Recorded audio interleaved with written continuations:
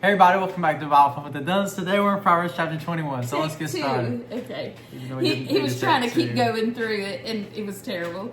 So, we actually have takeaways from the same area, and I'm excited because we haven't talked it through. Obviously, that's why it's our second take.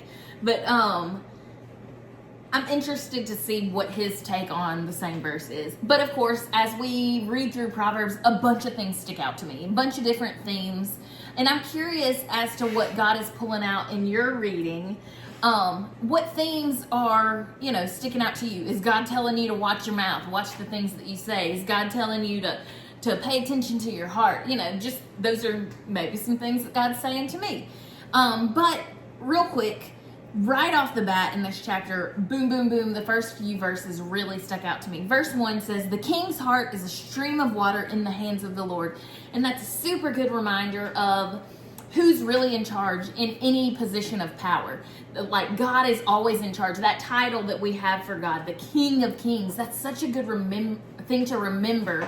As we look at any leadership position, from like the most powerful position to any position of leadership, whether it's in your church, whether it's in your family, God is really the one who doles out that responsibility. He's really the one who is in charge.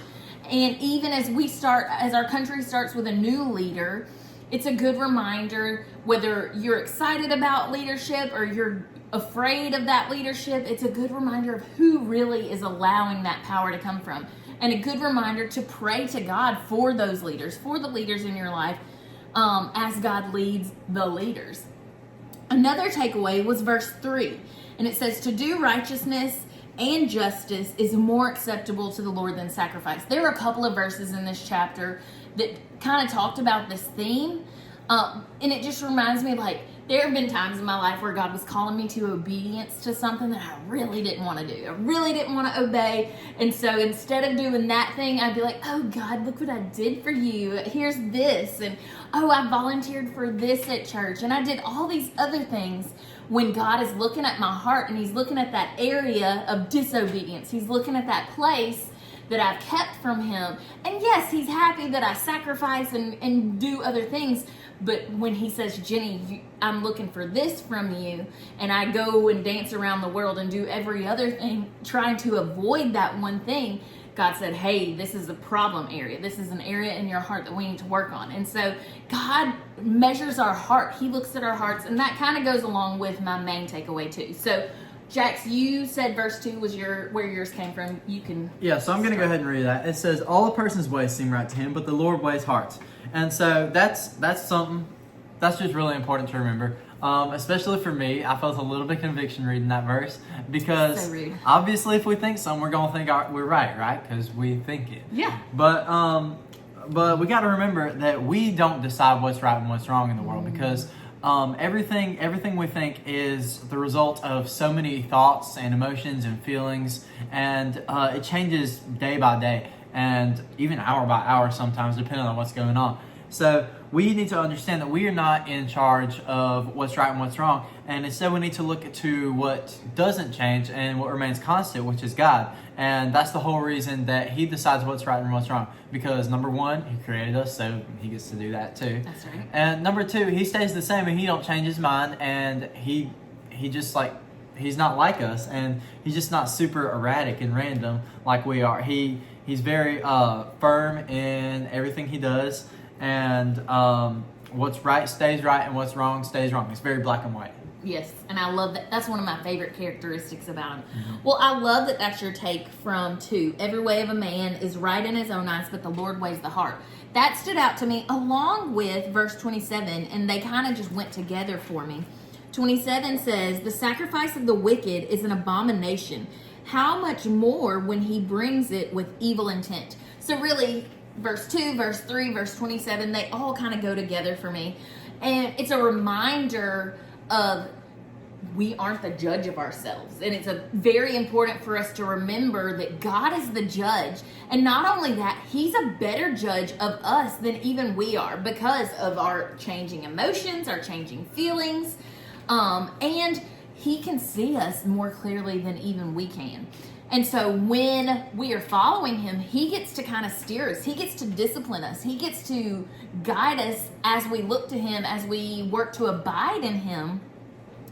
And it's just a good reminder that our actions, yes, obedience is so important. Our actions are very important as the overflow of our heart. But if this goal isn't just like checking off a checklist and saying, oop, that makes me a good person, that makes me God's best friend, I'm the good one today, but instead it's about a relationship, then our desire to even want to do these things matters.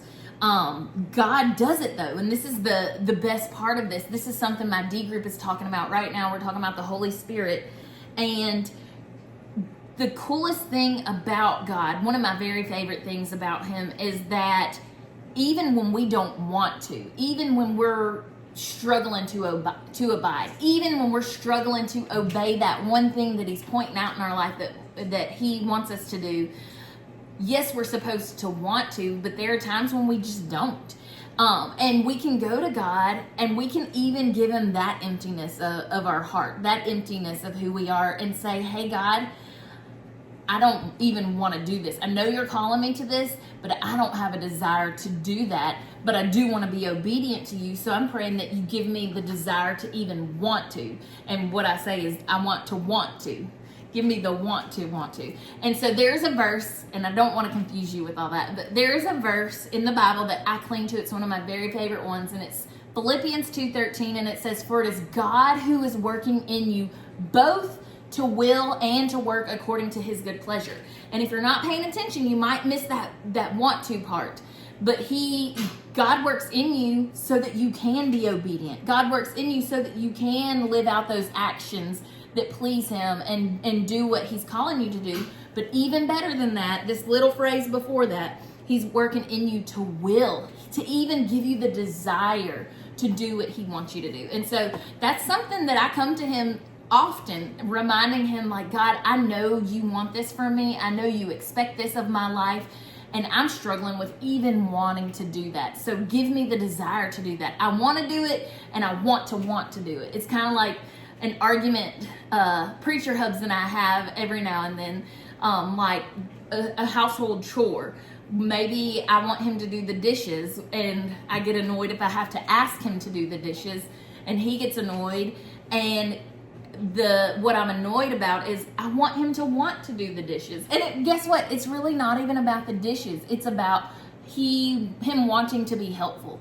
And so that goes into our relationship with God. There are just lots of things that he calls us to that maybe we struggle with the desire, and he does that. Even he's so good, he gives us the ability to do it and even the desire to do it. So good stuff. Proverbs is rocking us. It's so good, full of wisdom, and I hope you're gleaning some great things from it. We're in for another good week of all these good Proverbs. Thanks for joining us. Bye.